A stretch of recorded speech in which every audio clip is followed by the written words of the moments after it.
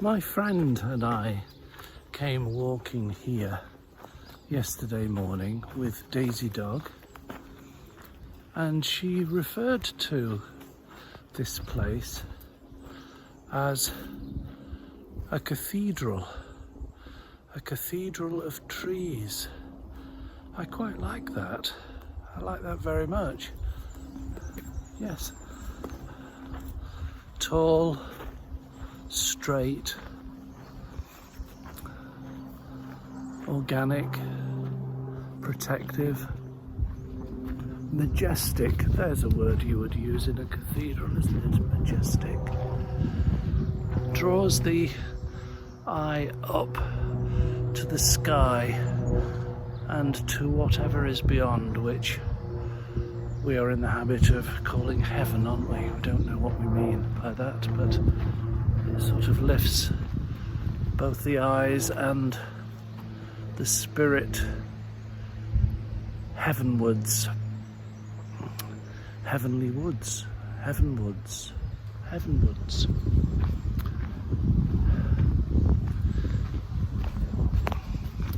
We both noticed that although there are many tall trees in this Cathedral of Trees, they are not cloying, they're not confining, they're not threatening in any way. There's a friendly space, there's lots of open space between the trees.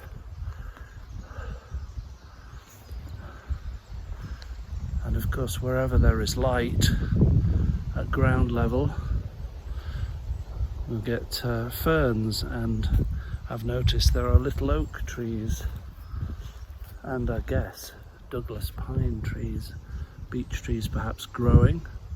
Not sure how they'll get on if they don't get enough light.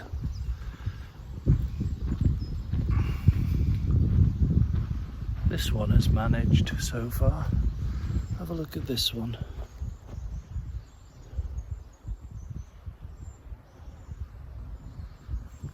There are shelters, human-made shelters from sticks. If you get benighted or caught in a storm or choose to spend a night in the woods, why not? I haven't done that here, but I have done that nearby at Nine Ladies Stone Circle. And it brought to mind this Cathedral of Trees,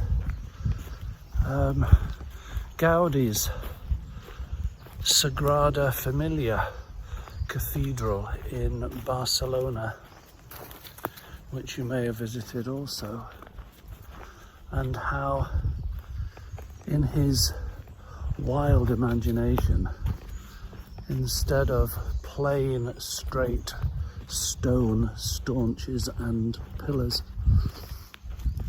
they are very organic, very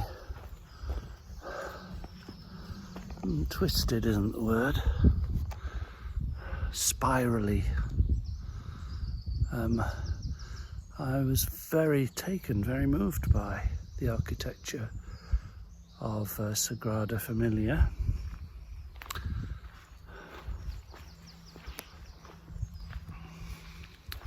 What is the difference between a natural cathedral of trees and a man-made cathedral with tree-like columns?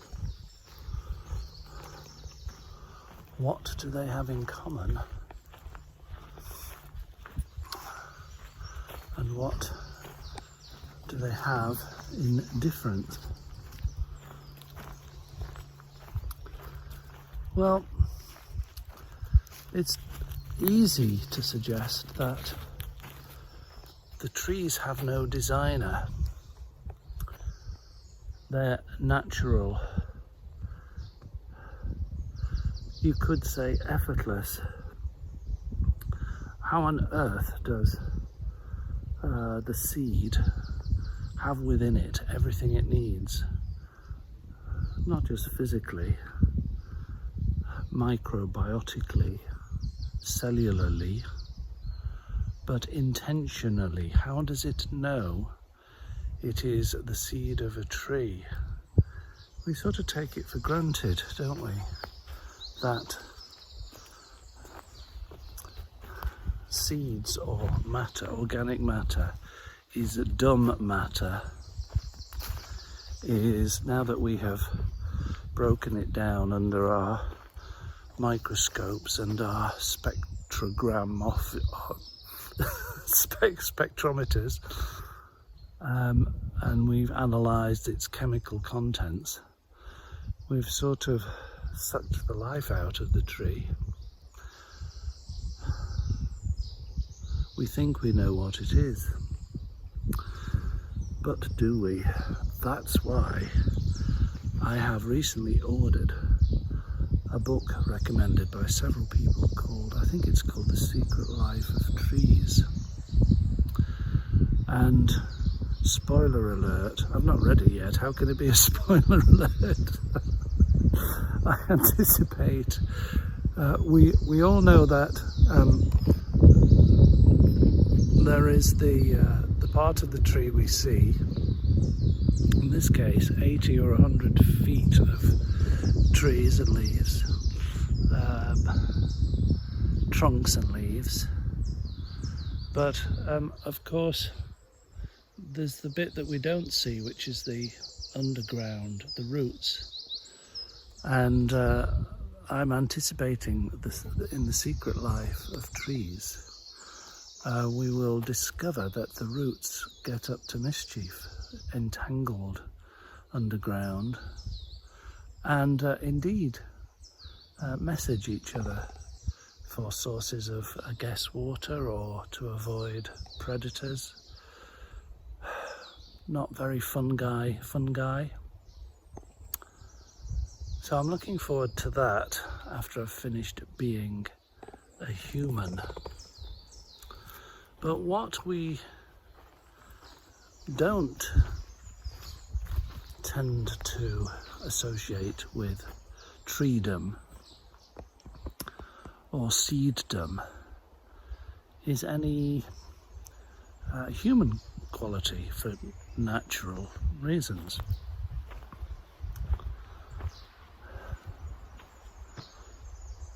But I'm not talking about having a sort of original creative idea. I'm talking about what I suppose I would call intent.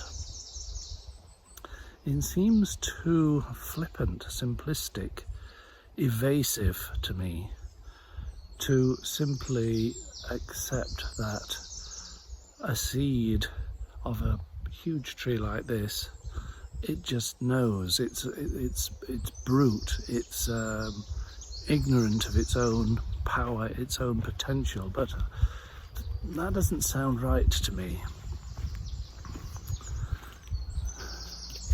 I'm reminded of the opening chapters of Genesis, where God creates the heavens and the earth and the sky, and divides the land and the waters, and it says that he created plants each according to their kind.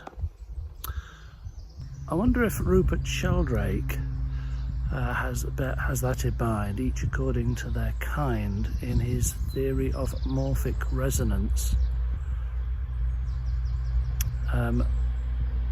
Maybe the treeness of a tree is passed on to the seed through morphic resonant fields. I don't know enough about that, but I do like the idea that in its own kind, in its own way, the pine tree seed, the pine tree seed, David Bellamy, Chris Packham, the naturalist, bringing you field notes from Derbyshire Dales. I'm just looking for one now. Of course, what is the what's the seed? What's the seed of a conifer called? I'm assuming it's a pine cone. of which there are thousands and thousands lying on the ground. Surely one of those is going to seed and get established.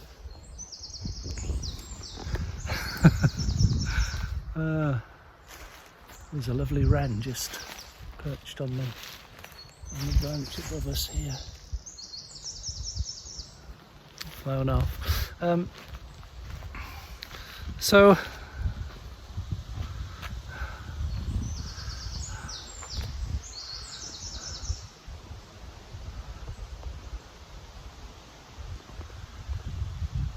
far from natural